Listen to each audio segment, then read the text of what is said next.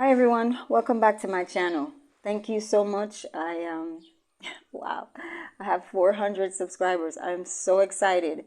Thank you so much for all those who have been sharing and liking my videos. I really appreciate it. Don't forget to hit the like button, people. Please, I beg.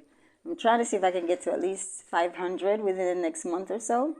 That would be a real accomplishment for me. So yes, so hit the like button, share, subscribe, and hit the notification bell so you are up to date with all my new videos whenever I post them. And as you all know, I try to provide contents that I know that is going to be beneficial for you all. So the more you like, the more you share, and the more people subscribe, is the more I'm able to put out more information to you all. Anyway, thank you once again. So today I'm going to talk about a couple of things, right? So I just got back from signing up to establishing my NGO. NGO, in case you don't know, is similar to a 501(c), which is a nonprofit company organization. So I made it legit, my foundation. So the paperwork is being processed right now. And so I wanted to make you all aware, those that are coming or moving to Ghana and wanting to start a business, please, please, please make sure you go to the Ghana website and get all the details pertaining to starting a business.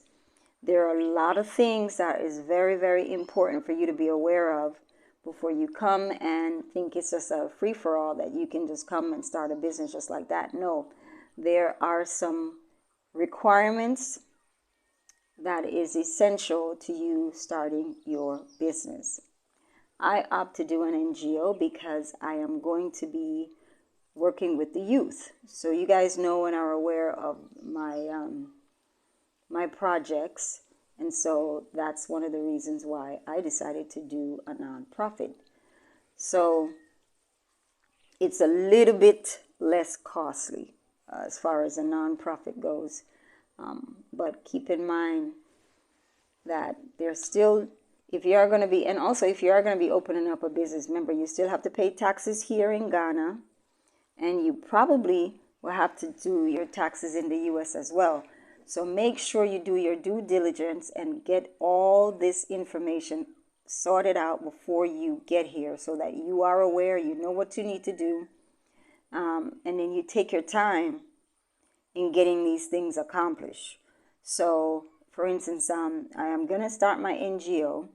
It is a nonprofit organization, but I know that any revenue that I take in for the foundation has to be accounted for, right?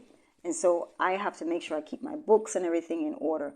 So at the end of the year, I still have to do my checks and balances, submit the information to the Ghana Revenue Services, and if there are any taxes owed, have to pay that. And then I still have to file my taxes to the US for any money that I make and any money that I spend, expenditures that I put out. So please keep that in mind. Do not forget, do not come and be surprised when you find out that in order for you to open a business as a foreigner, you need to have $1 million in assets.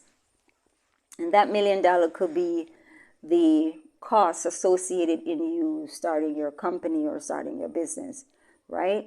If you do not, then they require you to have a Ghanaian by your side. So your company will be established with a Ghanaian. And you cannot do it without that unless you have the capital, right? So keep that in mind. I'm saying this and I'm repeating it because I don't want people to come and think that they can just come and open up a business just like that. No, it doesn't work like that. There are criteria and requirements. So please, please, please go to the Ghana website, start doing some research, start looking up what you need, making some notes so you understand exactly what you need to do when you get here. Okay, so that's one. What else? The other thing I wanted to talk about was there are quite a few people that have reached out to me and have indicated that they are coming for the new year, right? So whether you're coming for 1 month, 2 months, 3 months, there are some things that you need to have in place before you start thinking about coming to Ghana. If you don't have a passport, please get one. Ghana requires you to have the yellow fever card.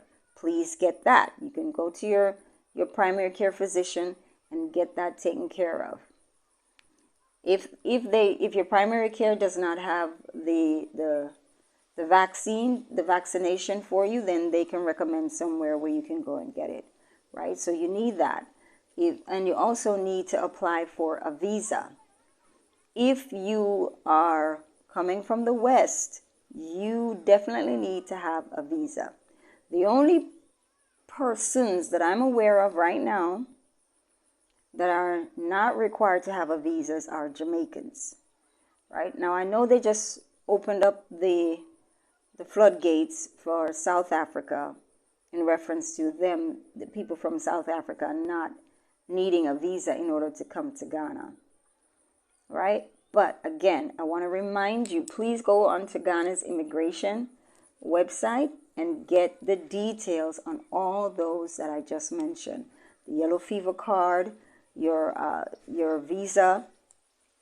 You need to apply for that. There are certain criteria for the visa as well. I don't know them because I didn't have to do it, so I never focused on that. So make sure you go and get the visa taken care of. Do it sooner than later. Don't wait till the last minute. Make sure you go and apply for the visa. Get it done in time. Make sure you have all the requirements pertaining to the visa as well. What else? I think that's it. Oh yeah, if you're coming for the first time and you don't know anybody in Ghana, please, please, please let somebody know here that you've been watching on YouTube or whomever. Reach out to someone so that you can have transportation.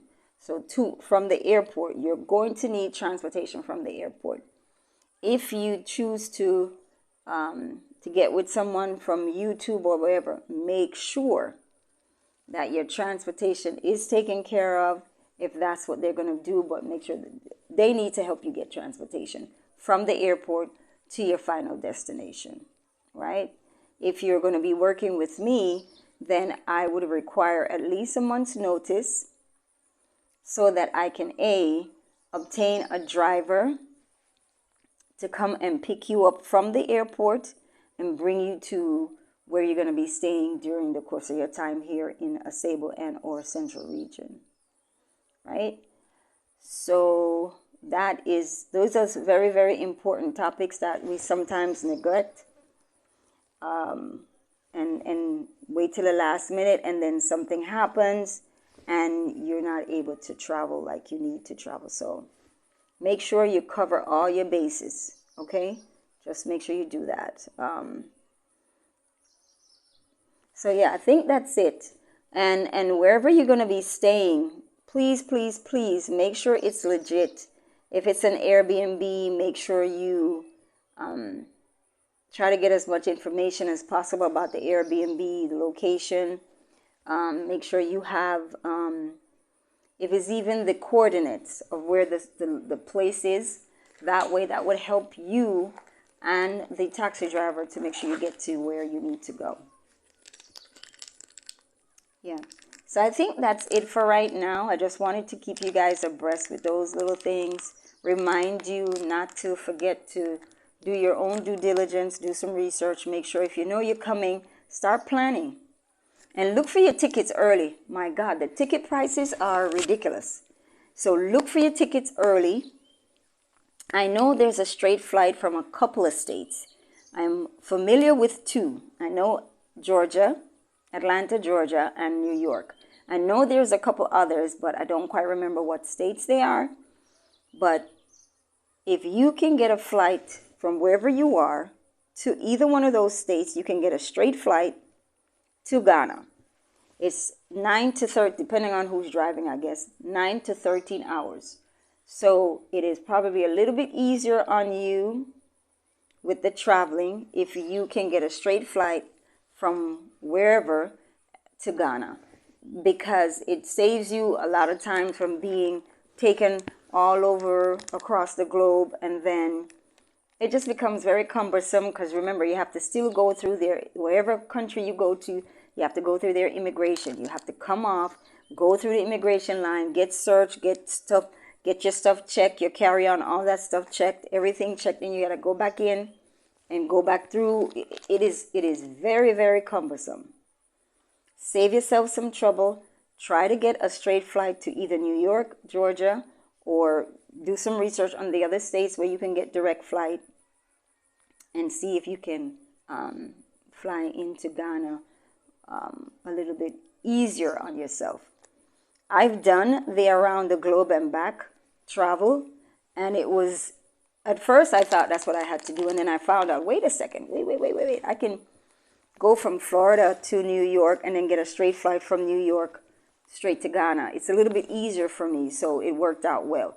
But before, I can tell you, I've been to Portugal, Nigeria, Turkey, and a couple other countries. I can't remember now, but it's nice to go. But then Canada, it's nice to go, but it's not so nice if you miss your flight, then you have to go through it's just too much. Save yourself the trouble. Try to get you some straight flights, right? So from wherever you're coming from, go to the nearest state that has direct flights to Ghana. Trust me, it's going to save you a lot of time and a lot of energy and a lot of hoopla going from one country to the next. If you don't mind, then that's perfectly fine. It's okay. Yeah, I think that's it for right now. I just wanted to keep you guys abreast with that. I'll make you guys aware. Yeah, make your list of the things that you need to do before you book your flight. Because if you don't get those things accomplished, you pay for your ticket and you might not be able to get a refund, and so on and so forth. So just make sure you get your stuff in order before you start booking your flight, right? And then like I said, try to get your tickets as early as you can, especially the prices. Make sure you do your due diligence and watch the price increase and decrease. Make sure you're checking on that, because it can run you some serious dollars. So keep that in mind. All right, guys. So I think that's all I have for you today. Thank you for tuning in. Thank you for listening. I hope this information is very helpful to you. Yeah. And don't forget to hit the like button. Don't forget to share. Don't forget to subscribe. And don't forget to hit the notification bell. All that is very critical and important for me to be able to move forward with this channel. And as I promised and I told you guys, I will do my very best to give you real-time information on what you're going to be dealing with when you come to Ghana. All right? Thank you so much. All right, take care.